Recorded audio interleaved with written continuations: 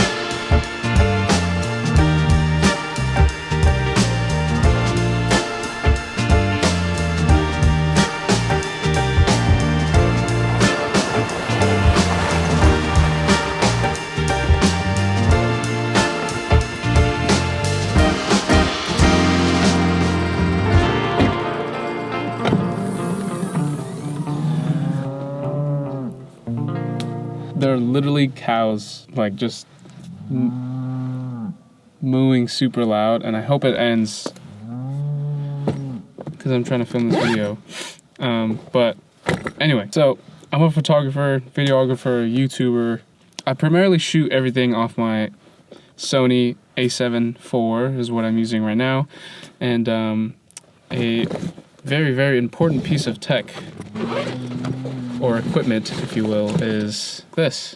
So I've been using this for the last 2 years-ish, and it's been good, but I didn't know I can get better, and it's also been failing on me. So I didn't know that these are actually failing a lot, and I'm not the only one. But I've even been like recommending this to people. Not a good look. So hopefully this video can help you out and inform more people on this topic, because I don't know that many people talking about it. Right now I'm in beautiful Black Diamond Hills. What is it called? Black Diamond Hills Regional Park?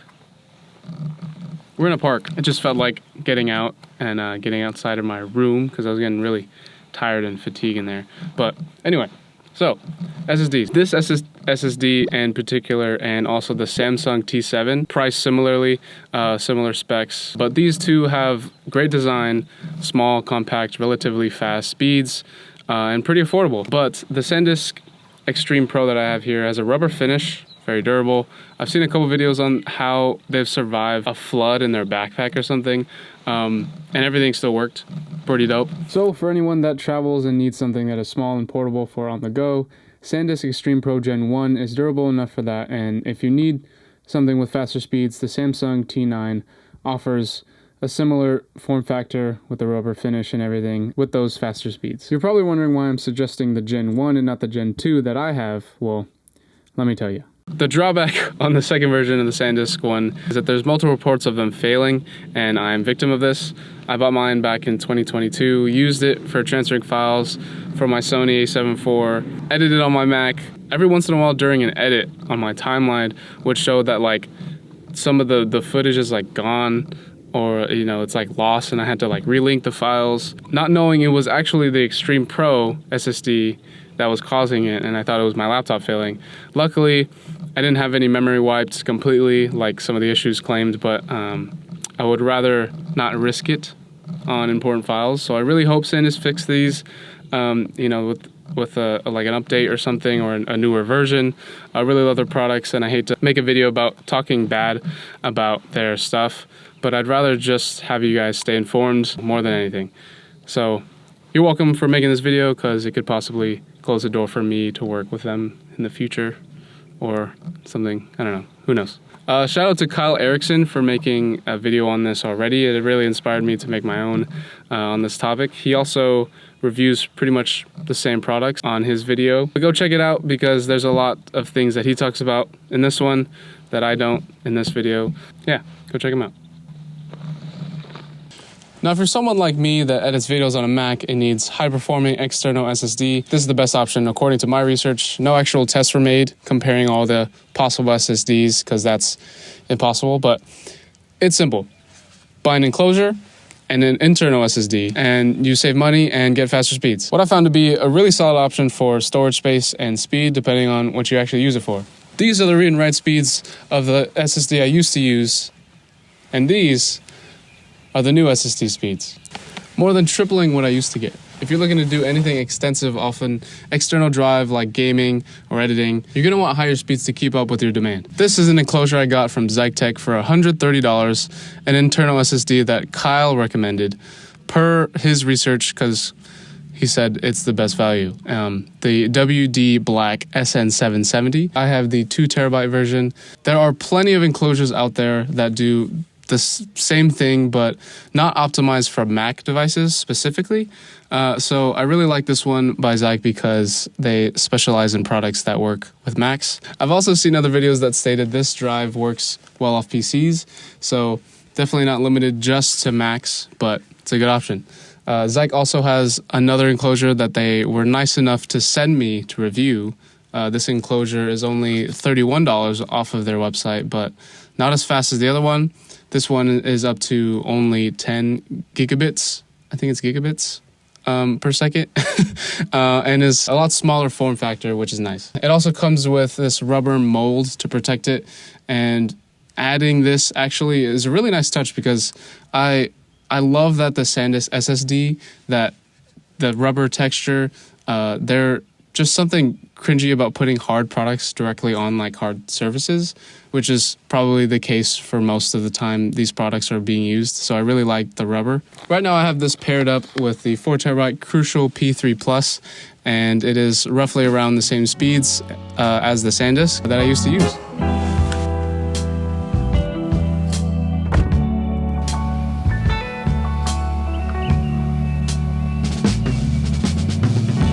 So I mostly use this for external storage, backup storage, but what I really love about these enclosures is I will end up saving a lot of money in the long run.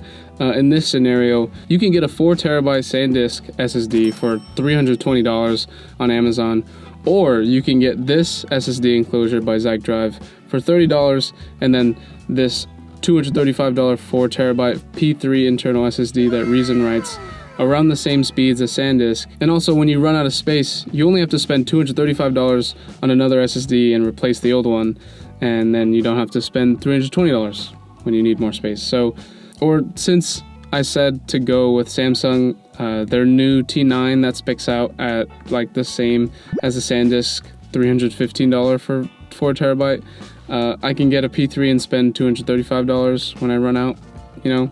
Similar thing. For anyone that makes content, you know how many SSDs you're going to go through. It's inevitable. So instead, I bought this case that holds 4 internal SSDs in a single case. The size of this case versus the size of like 4 of the regular like Sandisk SSDs. Like imagine you go through another 4 on top of that. So now you have 8 of these.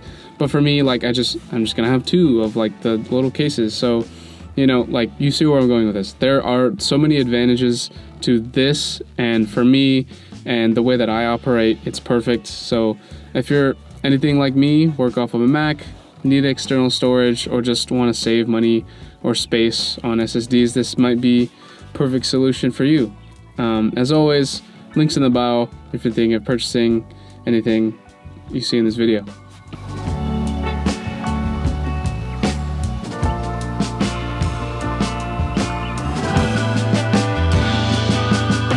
So, to wrap things up, stay away from the Sandisk Extreme Pro Gen 2 because of high failure rates.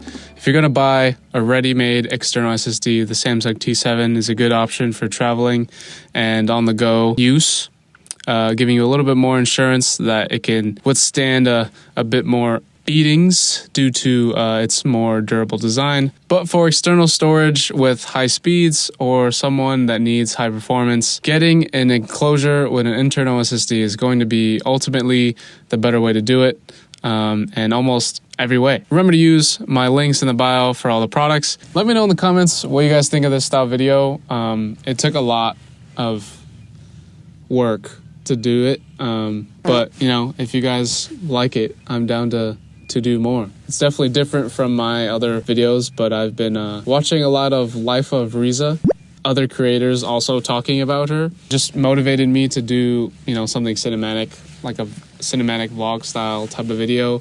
But it really just encouraged me to get out and, you know, start filming a little bit more, be creative. So I love her content, so go watch her too. But anyway, go support.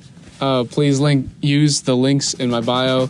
Anything helps. It really does mean a lot to me as I continue to become a full-time content creator in 2024. So remember to like, comment, subscribe, click the video on the screen if you want to see my desk setup.